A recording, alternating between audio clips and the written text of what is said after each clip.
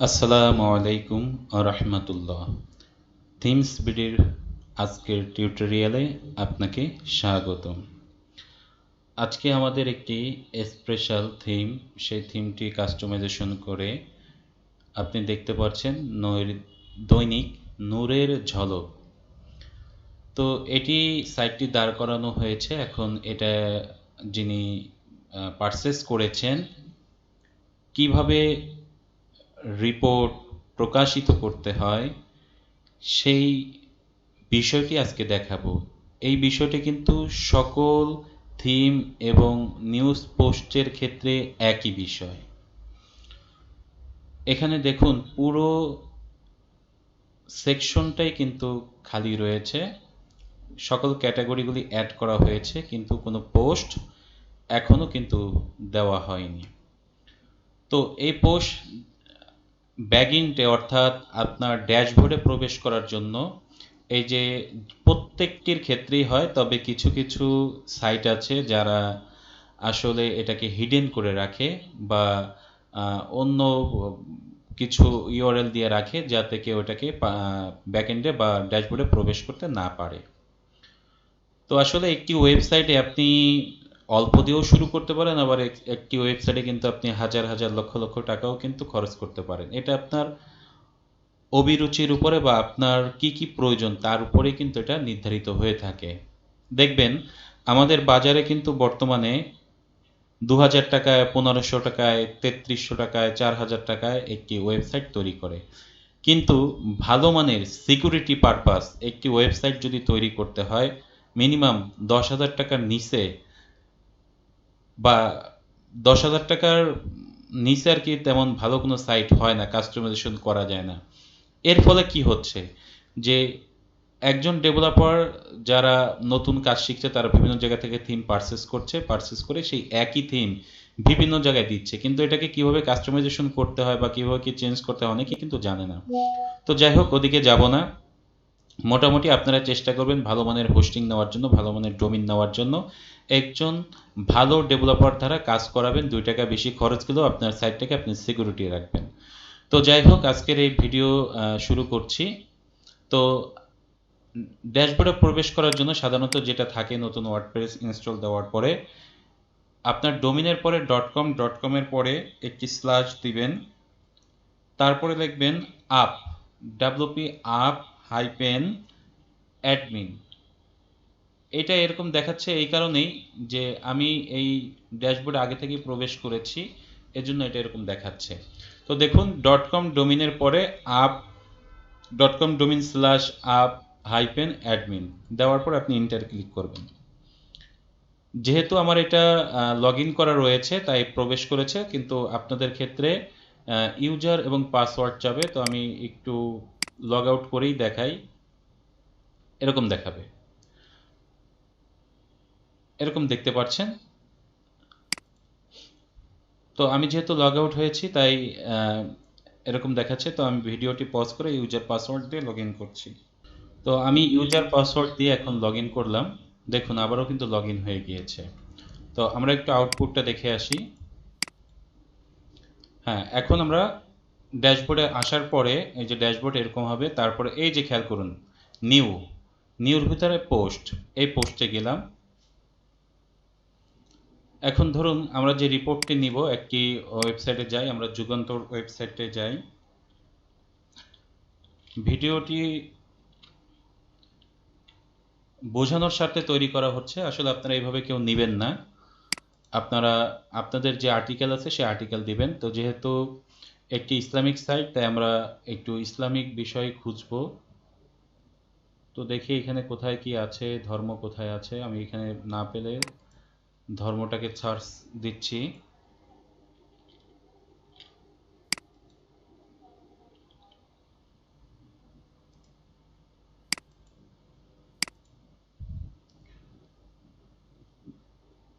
দেখুন ধর্ম ও মানব জীবন, ইসলাম ধর্ম, ধর্মের প্রয়োজনে আমি ও আপনি এক অতীত। তো যাই হোক, এইখান থেকে আপনি যে কোনো একটি নেবেন।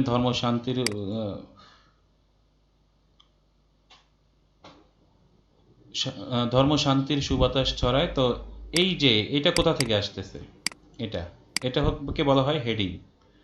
তো এটাকে কপি করে নিয়ে আপনি কি করবেন, এই যে অ্যাড নিউ পোস্টে আমরা গিয়েছিলাম, এই যে অ্যাড টাইটেল, এই অ্যাড টাইটেল এটা বসাই দিলাম, অর্থাৎ আপনি যখন প্রকাশ করবেন এটা কিন্তু এরকম হেডিং দেখাবে। তারপরে আমরা কি দেখতে পাচ্ছি, কি রিপোর্টের ছবি। তো আমি ছবিটি ডাউনলোড করে নিলাম, তো ডাউনলোড করে নিয়েছি। তারপরে কি রয়েছে এখানে, যে প্রতিবেদন, এই যে ডিসক্রিপশন, এটা আপনারা কপি করে, অর্থাৎ আমি এখান থেকে কপি করেছি, আপনাদের আর্টিকেলগুলি আপনারা নেবেন, অর্থাৎ যেটা আপনি এই যে হেডার হবে, এই যে এই হেডারটা হবে, এটা হচ্ছে এই আর্টিকেল, আর এই যে নিচের যে লেখা এটা হচ্ছে এইখানে ডিসক্রিপশন, এই যে এখানে দিয়ে দিলেন। দেওয়ার পরে এই যে আপনার মানে মেনু, এই সংবাদটা কোন ক্যাটাগরির ভিতরে পড়ে, হ্যাঁ, কোন ক্যাটাগরির ভিতরে পড়ে, তো সেই ক্যাটাগরি অনুযায়ী আপনারা কি করবেন, এই যে নিচে ডান পাশে একটু খেয়াল করেন ক্যাটাগরি, এখানে কিন্তু এই যে মেনু বারে যত ক্যাটাগরি আছে এই সকল ক্যাটাগরি কিন্তু এখানে রয়েছে, এই যে এখানে রয়েছে। তো আমি বোঝানোর স্বার্থে ধরুন দেখি এখানে কোন ক্যাটাগরি আওতায় পড়ে। তো আমি যেহেতু কোনো একটি ক্যাটাগরি সিলেক্ট করে আপনাদেরকে দেখাচ্ছি, আপনারা আপনাদের যে ক্যাটাগরি আন্ডারে পড়ে আপনি সেটাই দিবেন। তো আমি এটাকে খবর ক্যাটাগরিতে সিলেক্ট করলাম। এখন দেখুন হেড তো দিলাম, হেড হচ্ছে এই, তারপরে এই ডিসক্রিপশনটা হচ্ছে এই যে এইগুলি, তার পরবর্তীতে এই যে দেখুন ইসলাম ও জীবন, এটা কিন্তু ক্যাটাগরি। এই ক্যাটাগরিটা হচ্ছে কোনটা, এই ক্যাটাগরি হচ্ছে এই যে এখান থেকে ক্যাটাগরি আপনি যেটা সিলেক্ট করবেন। এখন এই ছবিটা কোথা থেকে নিতে হবে, এরকম হেডার পরে ছবি আসবে, এটার জন্য আপনি করবেন কি, এখান থেকে যাওয়ার পরে এই যে factory image, set factory image, এখানে যাব, এই যে আপলোড ফাইলে যাব, সিলেক্ট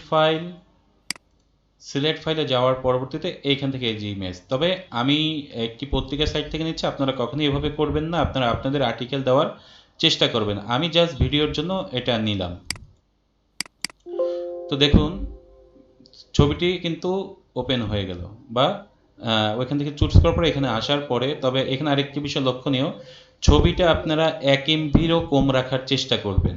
হ্যাঁ, এখানে কিন্তু আপনার হাই রেজলিউশন ছবি দিলে কিন্তু অনেক সময় উঠবে না। এটা দেখুন মাত্র 236 KB। ইমেজের সাইজটা অবশ্যই সবসময়ের জন্য কম দেওয়ার চেষ্টা করবেন। তো যাই হোক, এরপরে আমরা আবার সেট ফ্যাক্টরি ইমেজে যাব, এখানে দেখুন সেট হয়ে গিয়েছে।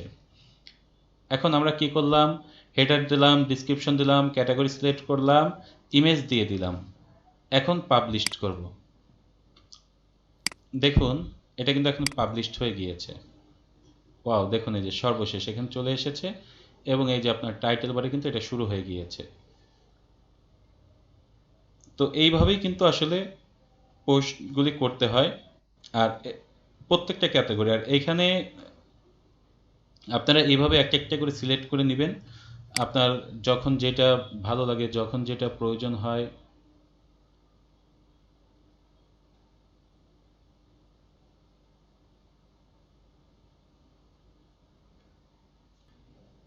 তো কিভাবে একটি ভিডিও বলতেছি না, আপনি একটি পোস্ট কিভাবে করবেন, আশা করি বিষয়টি বুঝতে পেরেছেন। এইভাবে ক্যাটাগরি অনুযায়ী আপনারা রিপোর্ট প্রকাশ যখন করবেন, তখন কিন্তু আপনার আপনার ওয়েবসাইট বলেন, বা আপনার পত্রিকার সাইট বলেন, বা online paper, online news portal site বলেন, যাই বলেন না কেন, এটা প্রত্যেকটা ক্যাটাগরিতে প্রায় যখন 7টা-8টা করে রিপোর্ট দিবেন, তখন দেখবেন সাইটটি কিন্তু দেখতে মানে অস্থির দেখাবে এবং সুন্দর দেখাবে। এবং আমাদের এই প্রত্যেকটি থিমই কিন্তু মানে মোবাইলেও দেখতে সুন্দর লাগে, এবং আপনার ডেস্কটপ মনিটরেও কিন্তু সুন্দর লাগে। তো আজকের ভিডিওটি এই পর্যন্ত, আর বড় করব না। ভালো থাকবেন, আল্লাহ হাফেজ।